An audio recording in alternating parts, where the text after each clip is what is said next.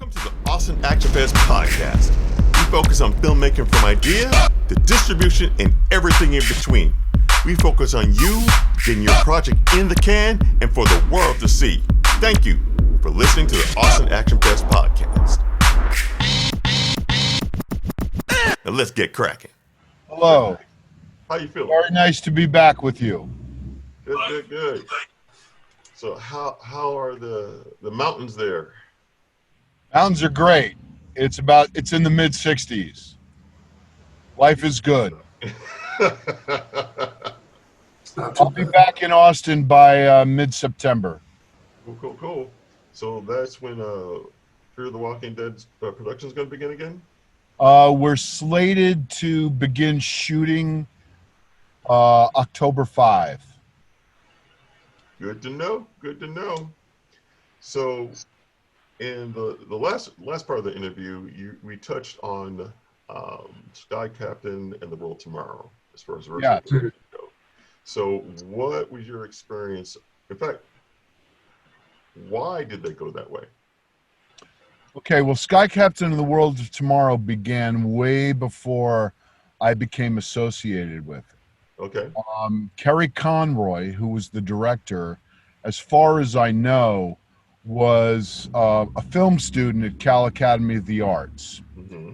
And he made a short that used this very interesting technique of shooting stuff, converting it to high resolution black and white, then colorizing it. And it came with a very interesting effect. Okay. His producing partner in school happened to be John Avnet's assistant. Okay. That was her day job. They brought the art project to John Avnet, and he said, "Great, let's make a feature."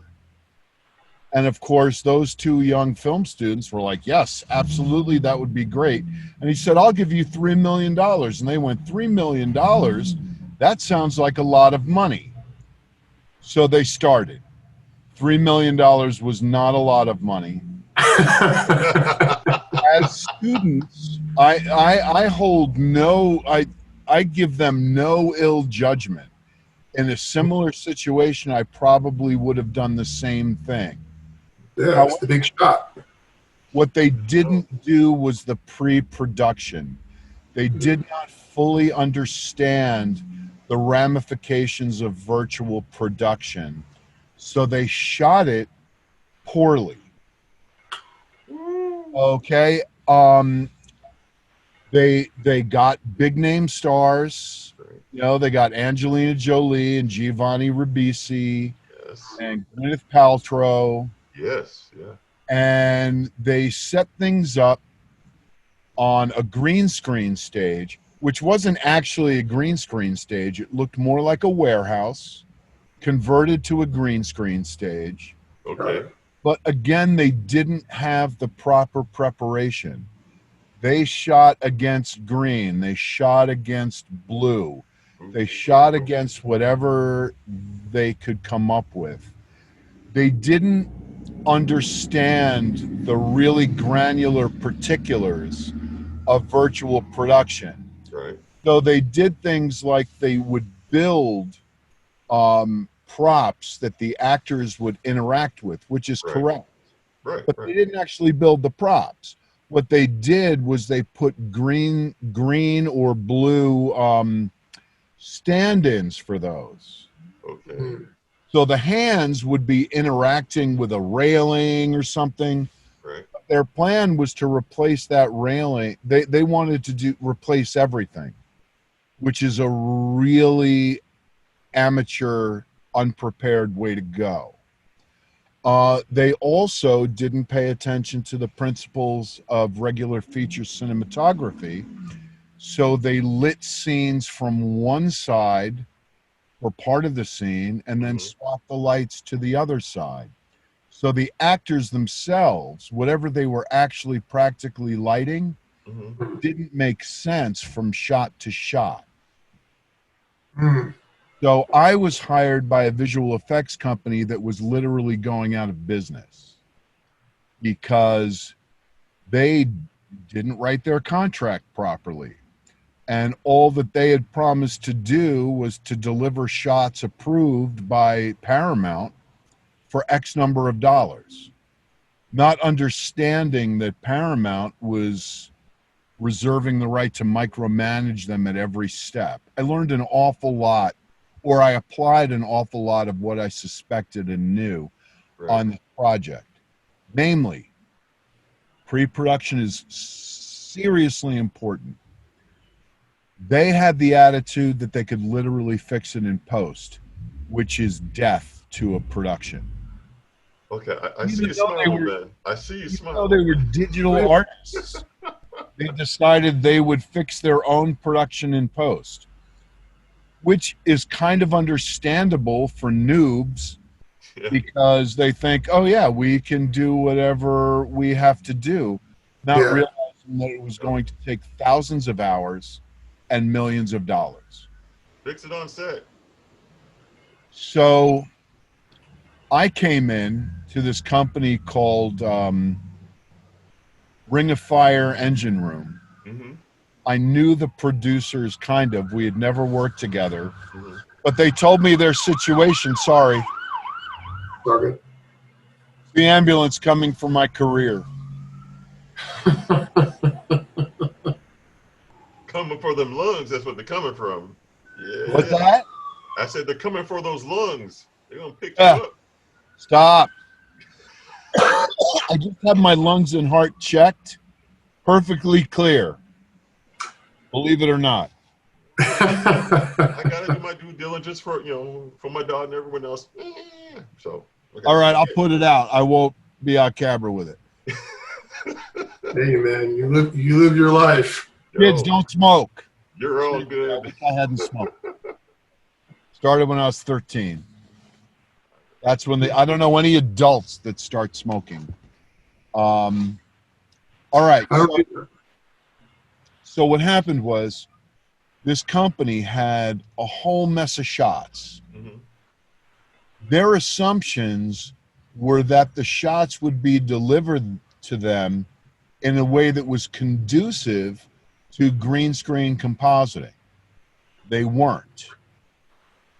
Also, Paramount, again, the Paramount producers had very little knowledge of visual effects and its process. Okay, it's a classic case of a little bit of knowledge is a dangerous thing. So they wanted the look that the director had presented in his art project, but they thought that the only way to get that was to make him go through the same process to arrive at that, which had about 15 unnecessary steps. Again, his was an experimental art project. They wanted a movie. So I spent about a half a day there, and I realized everybody's assumptions were killing this project. Right. And the visual effects company, they were in it. They couldn't see the forest for the trees. Right. So they didn't realize that they should have done what I did, which was go to Paramount and say, look, you want this look. We'll give you this look. We guarantee you this look, but we are not going through the same steps. Makes sense to me. Because this is a movie, not an art project. Okay, but what I mean, that's, that movie came out. Everybody thought it had a really cool look, but what most people don't realize is that the reason for that cool look is that it was covering up a multitude of errors. I worked with some exceptionally talented people, really talented. Mm-hmm. But all they were doing were fixing problems, and they made it look great. But it was way too arduous a task to be in production. By the time I came on, the company had already been working on the shots for 6 months. Right. At 300 shots and hadn't delivered a single one. Wow. And I don't know if you've ever heard of a bond company, but bond companies come in as negative insurance. Right. Okay, they insure the studio that a film will be delivered. Right. According to the most basic, requirements. They Yeah. just want a film. They're like, we need to have something released in a theater on such and such a date. Mm-hmm. So if the bond company is already involved, you're in deep trouble. And the bond company was already involved. And the bond company representative was a former sound mixer. So he's throwing his opinions into the mix. Mm-hmm. Again, not knowing not even not knowing about visual effects, Right. but not knowing about filmed production. So he's like, well, we need to do this. We need to do that. I'm like, no, we don't. Stop. What we need to do is deliver. Okay, but that taught me a very valuable lesson about virtual production. Mm-hmm. That was in 2004. I worked on that for the summer of 2004. Mm-hmm. I think it came out in the fall of 2004. I don't even know. I know that when I went to the theater to see it, Right. I was really impressed, but I had severe negative flashbacks for our shooting. I can't believe how hard we worked on that sequence. So then, since that time, Mm-hmm. you mentioned, Chill, the Unreal Engine.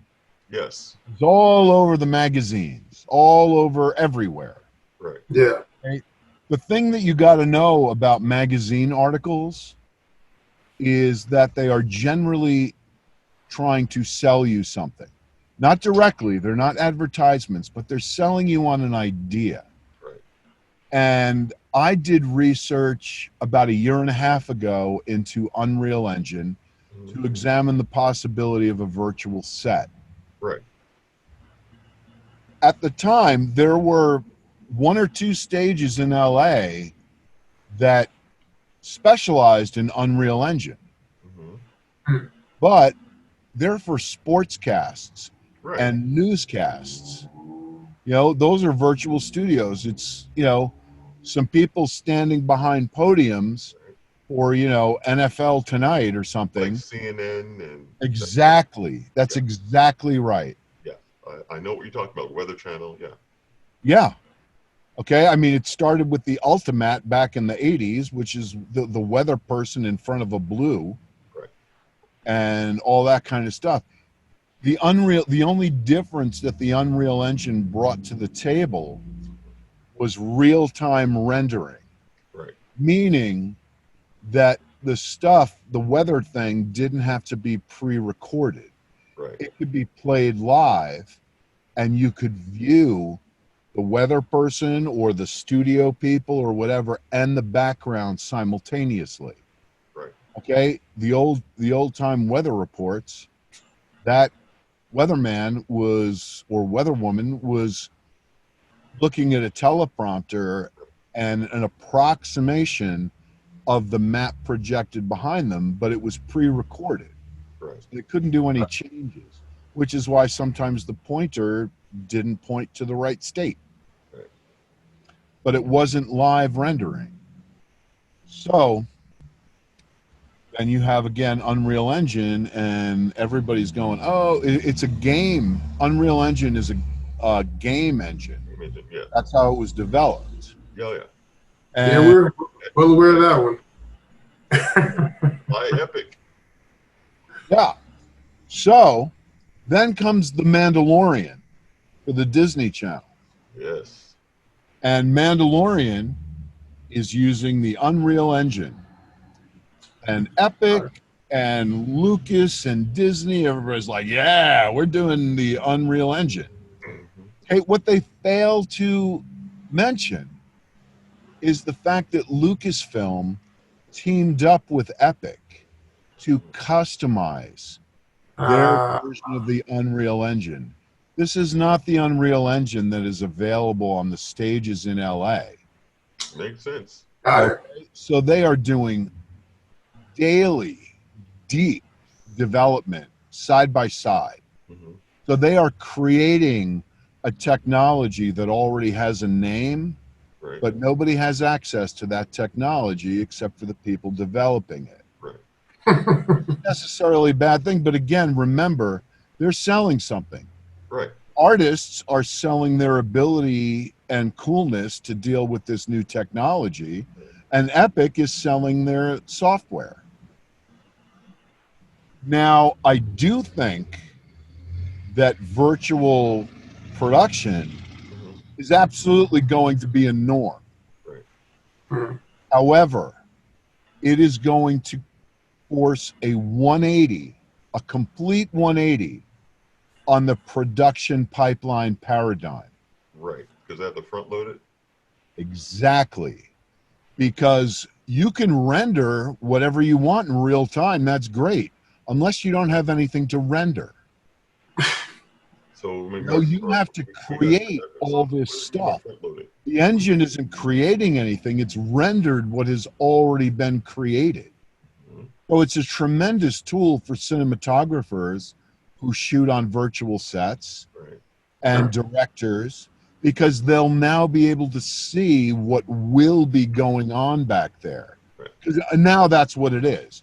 Now when we do blue screen compositing, we're compositing plates that were photographed at a different time, or we're compositing computer generated elements that are often created after the fact due to TV schedules. We have very little R&D and development time. You know, I only get the script a week before we start shooting it. Oh, wow. So all this happens, you know, in a different timeline. Right. That's why one second, we gotta go back and define something. What front? Can you tell the people what front loading is? What I meant by that? I'm sorry. I'm gonna. What is? What did I mean by front loading? Oh well. Yeah. I'm about to get into that. Right now, we can reserve the back end of the schedule to create the things that are going to be used. Right. In our show in particular, we already have a library of the typical weapons Mm-hmm. that have been 3D scanned to the right and textured and all that. Right. But if we need a building, if we need a skyline, if we need a mountain, all those things get created after the fact. Right. The cinematographer, the director, and the visual effects supervisor work together to compose things on the shoot. Right. I'm like, you, cinematographer, are used to not leaving empty space in the frame. But remember, we're going to have to put a mountain back there. Mm-hmm. So you got to frame room for the mountain. So it'll look like a bad shot at the beginning, Mm-hmm. but at the end, it's going to be correct. Got it. With virtual production, you would actually see that space at the time. Right. So that's where the help is. It helps the cinematographer compose based on what will be in the frame, and it allows the director to not have to do so much imagining. Right. Front loading, however, is what will happen with real-time rendering. You need to have all of those assets built beforehand.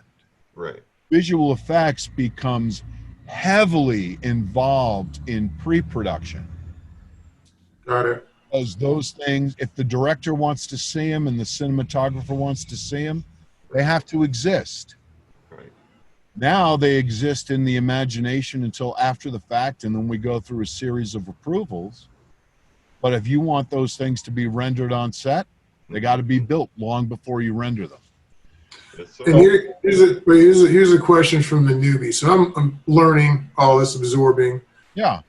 How does this actually, like, how does this play out? Are we talking about like the director's monitor when we're shooting a scene and let's say it's a virtual set and it's going to be mountains, like it's just like the news. You can see the mountains, you can see the people, you can see everything while they're shooting it in the director's.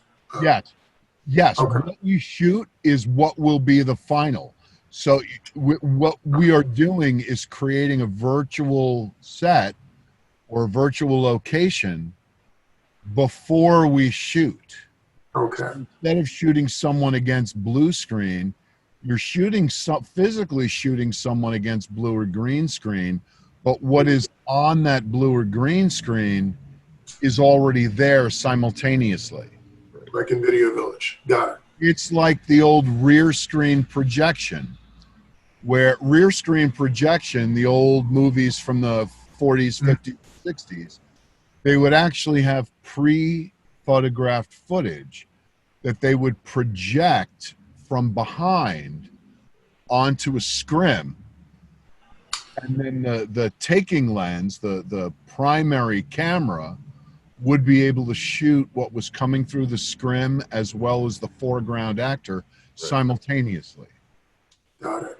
It's essentially like that, only we're not projecting anything, we're rendering it. And just for the newbies out there, rendering just means taking your mathematical calculations and visualizing them. It turns into pictures. Did Turns into pictures that are lit and textured. What's that? Did Cameron fast forward this process for Avatar?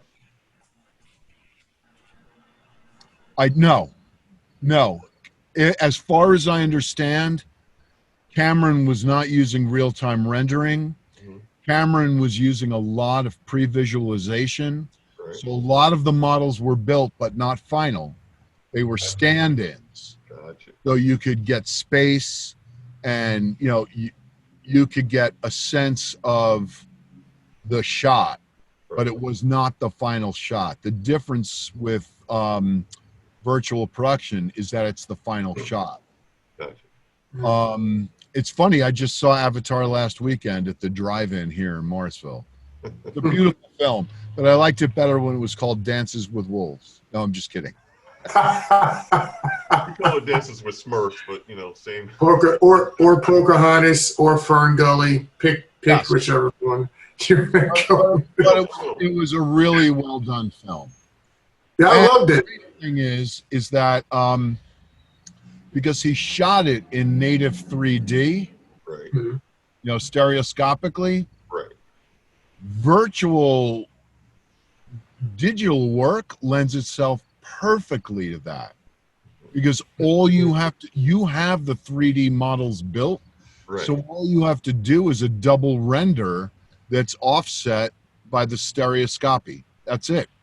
That's right. why so many CG movies, like 100% CG movies, were among the first to come out in quote unquote real 3D. Right. Just another render pass from a slightly offset angle. Right. And that's what he used. So his backgrounds, all his set pieces were digitally photographed stereoscopically as well. So it blended together seamlessly.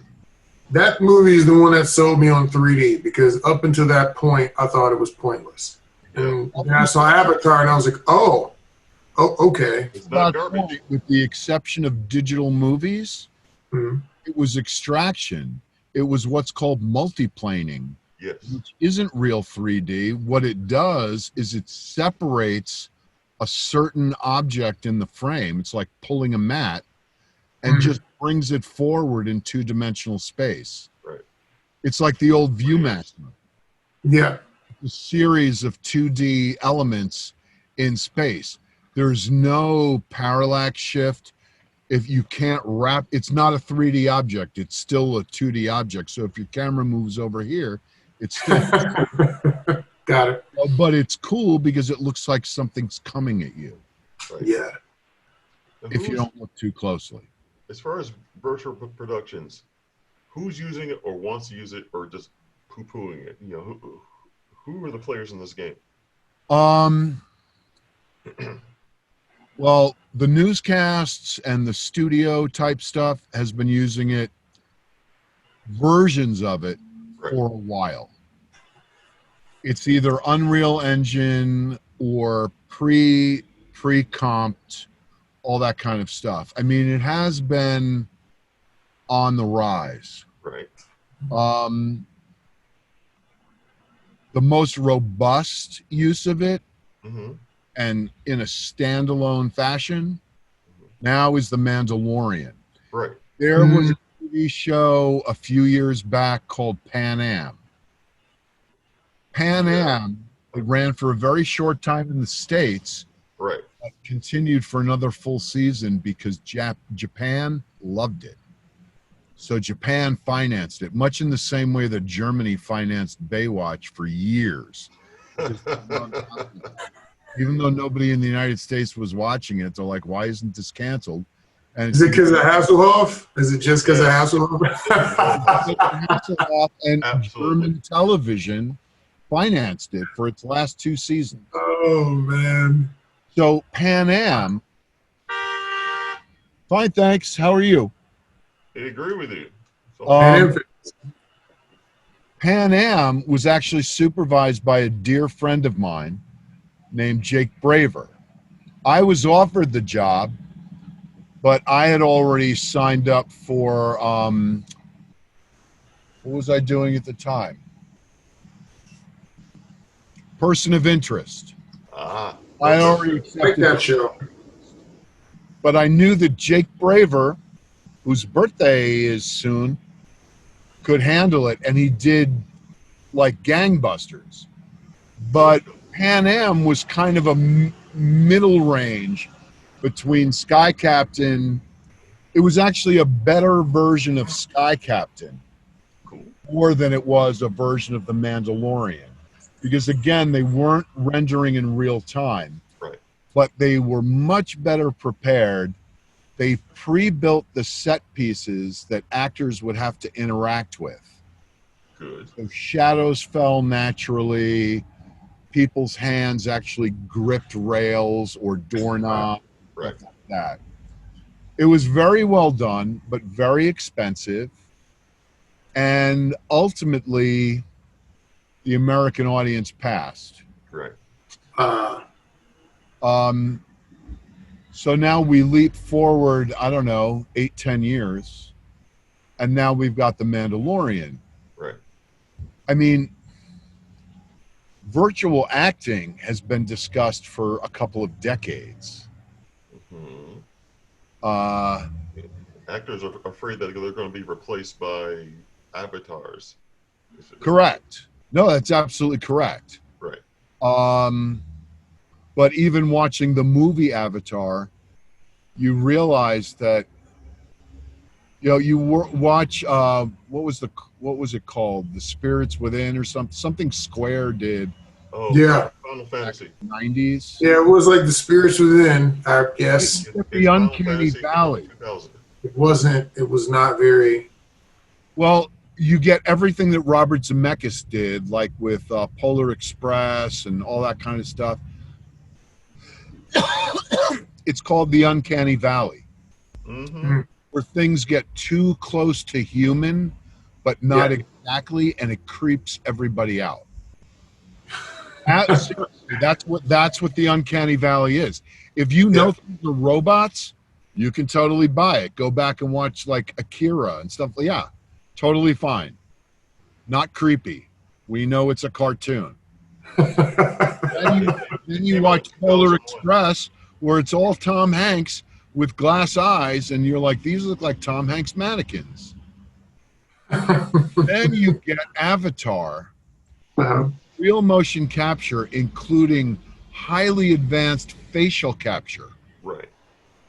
And then the rightful heir to Avatar was a movie called Battle Angel Alita. I was getting ready to bring that up. Yeah. Also, Cameron produced.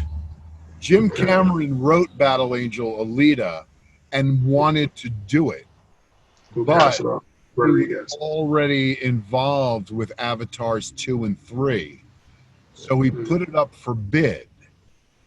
He bid it out to directors. Right. And see, I didn't know that part. I thought he had just selected Rodriguez. Oh no. Yo. Oh wow! Why do you say it like that? No, I remember when he bought Battle Angel. It was supposed to happen 20 years ago. Robert owns a green screen stage. Yes. So Robert got the bid. Got it. I'm not going to speak ill of anybody, but let's just say Robert got the bid. Yeah, I know a lot of us worked on that in varying capacities out there, so I understand. My wife was the A-camera focus puller Okay. on Alita Battle Angel. Yeah. And the cinematographer who shot Alita Battle Angel or Battle Angel Alita is one of my favorites. His name is Bill Pope. He shot the Bill Pope. Whoa. Whoa. I know that. Bill Pope shot Alita. I got to work with Bill Pope about 20 years ago. He's an amazing guy. He was the Wachowskis' cinematographer for Bound and I think all three of the Matrixes. Yes. And he's a fantastic human being. Bill Pope is in my pantheon of heroes, along with Darius Kanji. Yes. So that was Alita was a really good mix of practical and virtual. Yeah. The sets were crazy. Most of the sets were practical. Oh, I mean, they made. Yeah, they built the city. Fucking, you made an actual city. What got me was when we were working a set and they had not manholes. You worked on Alita? Yeah, I did a little bit on that one. Oh, I thought you meant you worked with Robert, but oh wow, you worked. No, not yet. So I did a little bit of I think I did some PA and some definitely some background work on the actual movie. I had more fun working on the experience thing that they did after the fact. Yeah.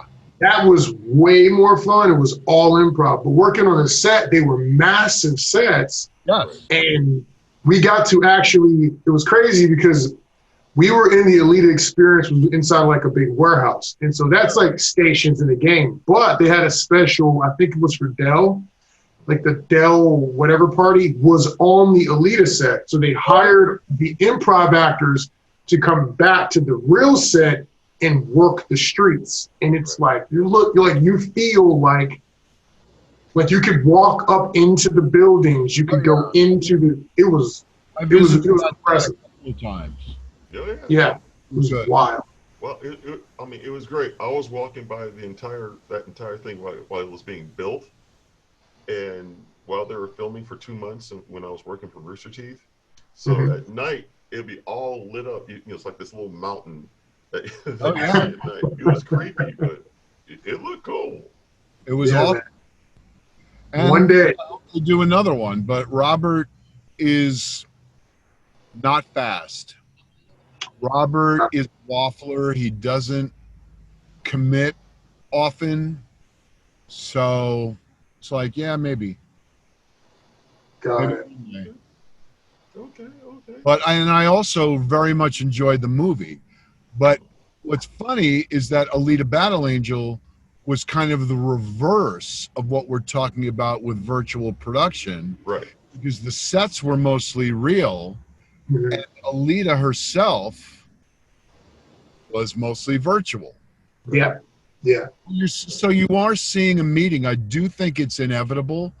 I don't think virtual production will replace any other type of production wholesale. Right.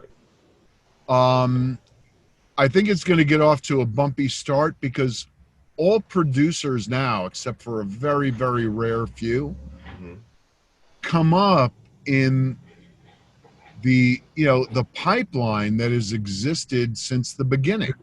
Right. Makes and sense. It is a 180. All of a sudden, so many producers who often claim either as an excuse or sometimes genuinely that they don't understand visual effects, right, are going to have to understand visual effects very soon. But the other funny thing is that visual effects, if once virtual production sort of, hits its stride, right, there's going to be very little post work for visual effects. Got it. it will become more like virtual production design and set decoration Hmm. than it will fixing it in post. Right. Because I mean, even right now, I could see, since I love sci-fi and adventure, so like, I could see very easily if someone had the capability at my budget level, obviously, how I would use literally 80% of this, or a combination of, say, you have like 2 columns here in a green screen and someone's creating something Lord of the Rings-esque in the background, Right. and you got some practical. I could see how this would become more prevalent, and I think that the idea has no way. There's no way it doesn't become more prevalent, because honestly, when you started explaining what exactly it meant, I'm thinking of all these stupid filters and effects people have on their phones with altered reality, augmented reality, or even like the Snapchat filters and stuff, where it's real time replacing someone's face with something weird. And you look into these things and it's like, this is a joke to me. It's like, oh, it's a fun thing to do on my phone. But I'm like, think about what amount of power that actually is. You turn my face into a zombie, not on a green screen, I'm in regular life, on a cell phone. It's able to track your face. On a cell phone. And so Something that didn't exist in features until about 96. Wow. And so the kids coming up now, what are they going to be able to do with that in 5-10 years? So this is normal for them. But see, here's where, at first, I've been through several democratizations of technology. When I started, it was all film. Yep. Then we saw it move to video. Then we saw it move to high def. And now it's up to 4K. When I started in the business, there was only linear editing. Yep. The only non-linear editing was fake. It wasn't fake, it was previs. It was previs. We used a frame buffer to get the third image. Right. But all that gave you was a list, which you would then have to go back in and treat as a linear edit. Right. And then we had the Avid, well, I mean, again, 32 years and 25 years in VFX. Right. At a very interesting time. But the one thing that usually happens is that after the rush of a glut of people who just have the equipment, Right. the talent ultimately wins out.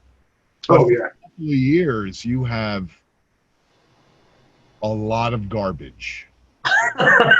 Seriously. I mean, but what it taught me is that technology is just a tool. Yeah. Nobody can make a good thing just because they have the right buttons and the right hardware. Right. Critical eye, aesthetic thinking, planning, creativity. Yeah. I go back to what my cinematography professor told me. I can only teach skills. I can't teach talent. The tools are the skills. Yeah. It's not the tools, it's the artist. No, that makes a ton of sense. And like, my brother is a DJ. Jerry used to spin.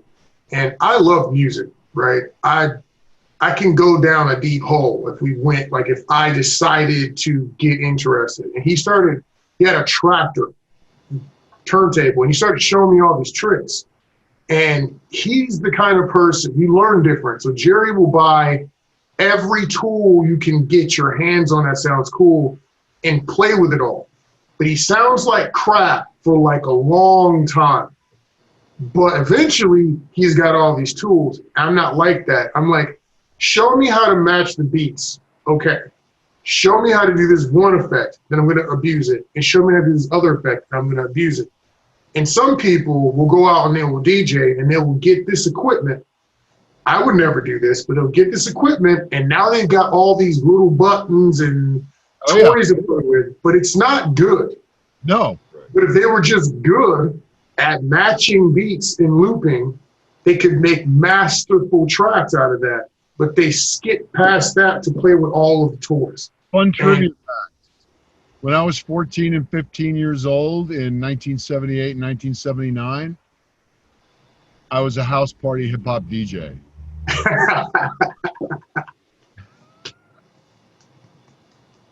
So you know what rappers are like. It's funny, like people are like, yeah, I like old school NWA. I'm like, NWA old school? That's 20 years late. That's 10, Come back at me with the funky 4+1. Oh, Funk Master Flex. Look, I came up pop locking, so I was listening to Frankie Beverly and Maze, Roger and Zapp. Like I was, because of that breaking and all that, you end up learning about all this other stuff that nobody even knows about. So I went to a playground party that Flash DJ'd in the South Bronx in 1978. I didn't know who he was. Respect. He was. My man got respect. Oh yeah. My friend was like, let's go to this party. I'm like, what? He's like, yeah, it's a party in a playground. I'm like, how can you do a party in a playground? Ain't got no power. They tied into the light poles. Nice. The light poles in New York used to have regular Edison plugs. Now they don't. Now you would literally have to tie in. But they used to have Edison plugs. So pop it open, plug in your system. Did not know that. Tables and Gemini microphone, Gemini mixers. That was all anybody had. That is awesome. So my next question is this. You actually kind of answered it as far as what do you see as a future of all of this. You already kind of went into that. What do you want to see from all of this virtual production? What do you want to see?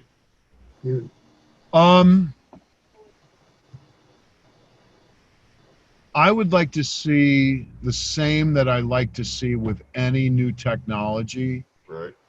In that it better serves the story. I'm still a narrative storyteller, or not even. I'm a storyteller at heart. I like to have stories told to me, whether it be visual or verbal. I just hope that the technology does not exceed the content, but supports the content and raises both up. Got it. That makes sense. That sounds legit to me. And frankly, I wish I could do this forever. I don't think I can. I'm getting old. I would like to be a part of at least the next step. Right. I'm like I said, a bit more robust. I'm sorry. Getting a little bit more robust. Yeah, I would like to see it come into its own. I have no prediction. I wouldn't even predict what my son's generation will see during his adulthood. He's 17, but he's a storyteller. I wouldn't even presume to know. I could never in a million years have predicted where we are now back when I started in 1986. There's no way I would have been able to predict that. But that's good. I'm not a futurist. I'm an early adopter. And I remain flexible. But I'm no genius. Let the geniuses figure it out. I just want to be able to be playing with it. That's all. All right. So Ben, you had more questions?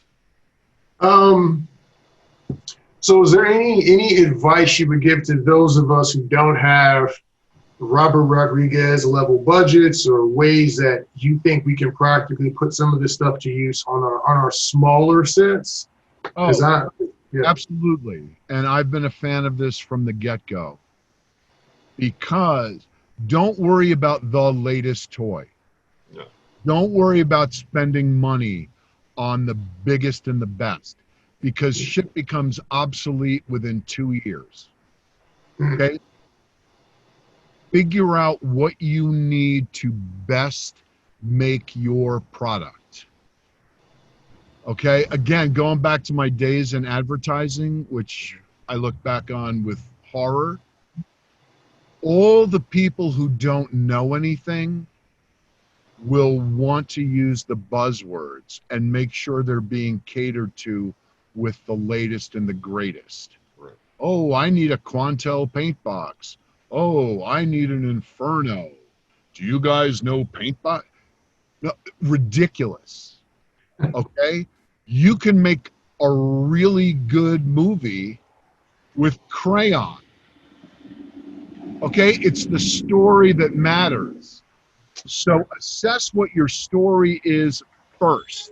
Right. Again, I said the first 3 steps are the most important 3 steps of pre-production. It's probably the most important 7 steps. Okay? Once you get on a set, once you turn over a camera, no matter how well prepared you are in, by definition, damage control. It is 100% potential until you turn your camera on. So get the people, train yourself. Don't just get people to help you out because they're friends. You can do that, but give them homework.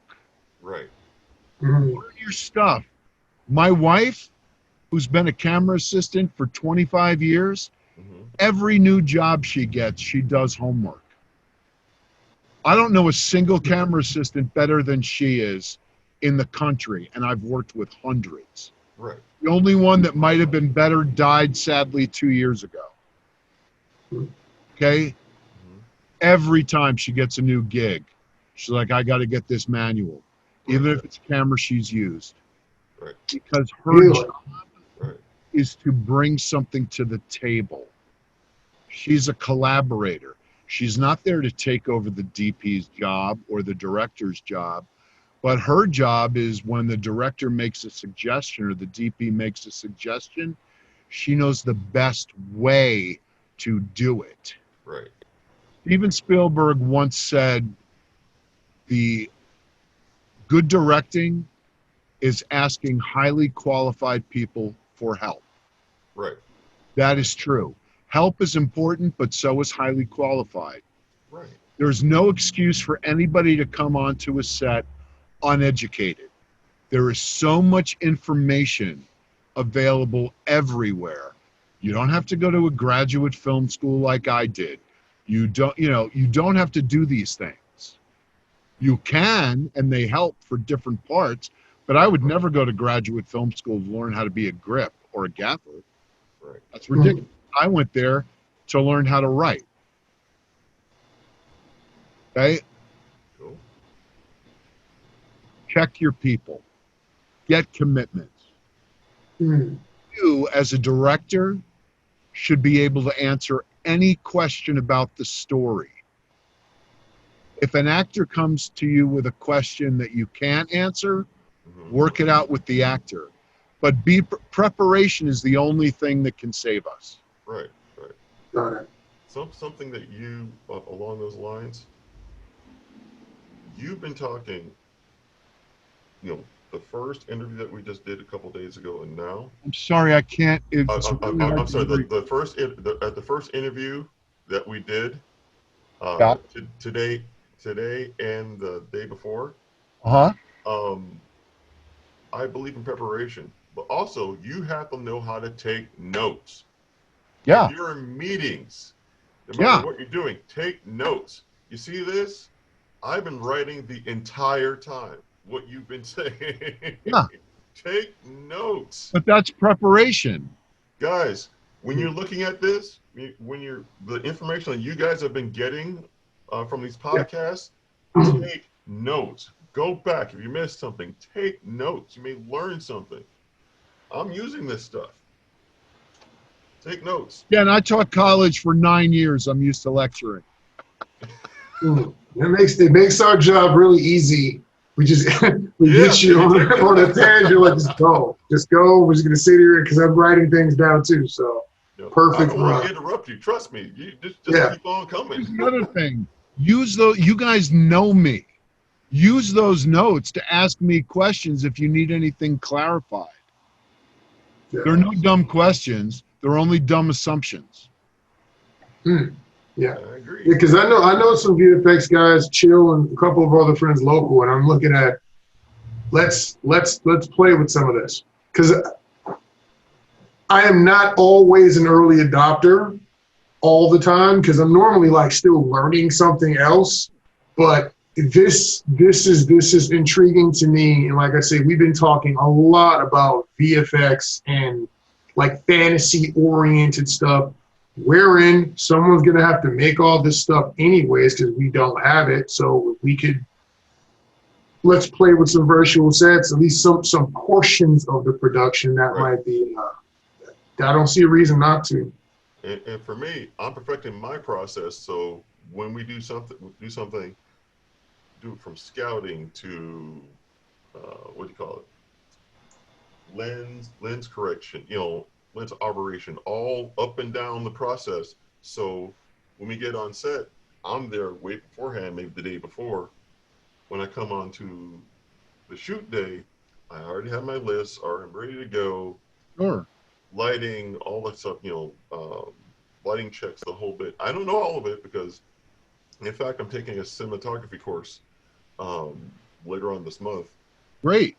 I'm trying to make sure I know my shit. So when I go to Ben, say, look, Ben, next week before we do this stuff, I'm going to come in at whatever time of day. I'm going to see where the sun is, with the sun surveyor, the whole bit, seeing where everything is. So when I get on set, I'm there beforehand. I talk to Ben. Let's say he's the director. I talk to Ben about all this stuff. Make sure the shot's ready to go, or let's say it's a VFX shot. Right. Take my theta, do what I want a theta, but take the scans, do the whole bit, do the shot, get it to get the information, or hopefully I'll have all the lens information, send it off to editing, sound, whatever, and go from there. I'm trying to make my workflow as efficient as possible. Yeah, I mean, here's the thing. No matter how much pre-production you do, something's always going to come up that you weren't prepared for. That's just the nature of it. But if you were prepared to do plan A, it's much easier to develop a plan B if you had a plan A in the first place. Absolutely. But if you get there and everybody has 3 different assumptions and none of those assumptions work, then you're starting from scratch. Exactly. Yeah. Again, the problems I hope to encounter are never what are we going to do, but how are we going to do it. So we always know what the ultimate thing is, and then we just got to figure out a different way to get there. Exactly. I've realized that every set, no matter what the budget is that I've ever been on, no matter how much pre-production, there is always a problem. Yeah. There's always something doesn't work, or someone doesn't show up, or the prop falls and a piece breaks off of the prop and they have to fix. Like I don't think I've legit in all the time I've done film, I don't think I've ever been on a set where nothing was wrong. And by the way, that does not change as the budgets increase. Yep. Does it get amplified? It's always the case. Yep. Whether you have $100 budget or $100 million budget, it always happens. Yep. Yes, sir. Well, I'm going to go ahead and end the interview, but I sincerely appreciate your time in coming on to the Fest. You haven't been asked. You just spouted gold. The last 2 interviews, just pure gold. And I thank you very much, sir. Well, Jill, if you would be so kind, while I still have service, yes, end this interview. I believe you have my phone number. I do. please just give me a quick call. I want to talk to you for like 5 minutes. Sure. Absolutely. You guys have been awesome. I'm thrilled. I hope this is a big success for you guys, and I hope to work with you all. Yeah, let's have some fun. Yeah. Yes, sir. All right, you guys. All right. Thank you for listening to the Austin Action Fest podcast.